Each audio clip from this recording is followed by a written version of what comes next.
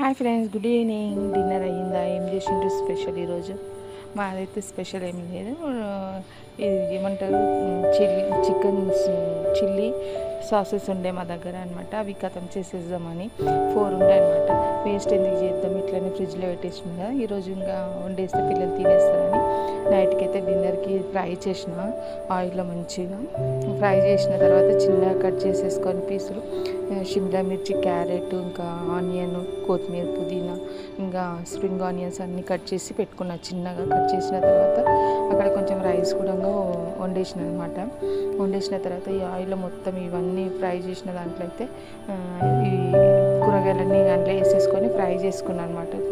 కూరగాయలు అయితే చిన్న కట్ చేసుకున్నా, కొంచెం పుదీనా సైడ్కి తీసి పెడుతుంది, కొత్తిమీర, పుదీనా. ఇప్పుడైతే చిన్నగా సన్నగా కట్ చేసుకున్నాం అట్లనే ఫ్రై కావడానికి. ఇప్పుడు దీంట్లోనే అల్లం ఎల్లిగడ్డ వేసుకొని కొంచెం ఫ్రై కావడానికి పెట్టినమాట.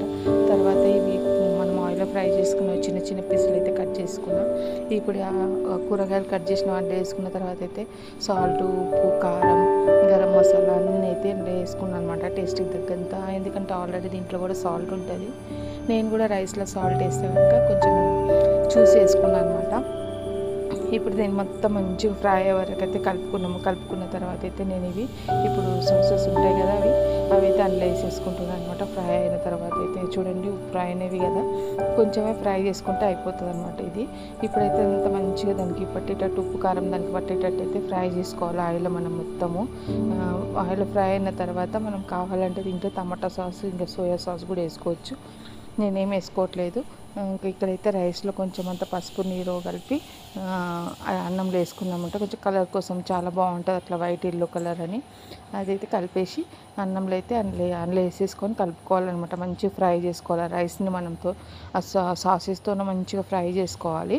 చేసుకుంటే చాలా టేస్టీగా వస్తుంది అనమాట. దాని టేస్ట్ సేమ్ చికెన్ ఫ్రై లాగా వస్తుంది, చికెన్ ఫ్రై రైస్ లాగా వస్తుంది అనమాట. అట్లా ట్రై చేసిన నేను కొత్తగా ఈరోజు రెసిపీ అయితే. ఇప్పుడైతే మొత్తం కలుపుకోవాలి మంచిగా. కలుపుకున్న తర్వాత చూడండి ఇలా ఎంత బాగా వచ్చిందో. పిల్లలకైతే ఇంకా ట్యూషన్ నుంచి వచ్చే లోపలైతే వేడిగా అయితే చేసిన అనమాట ఇది.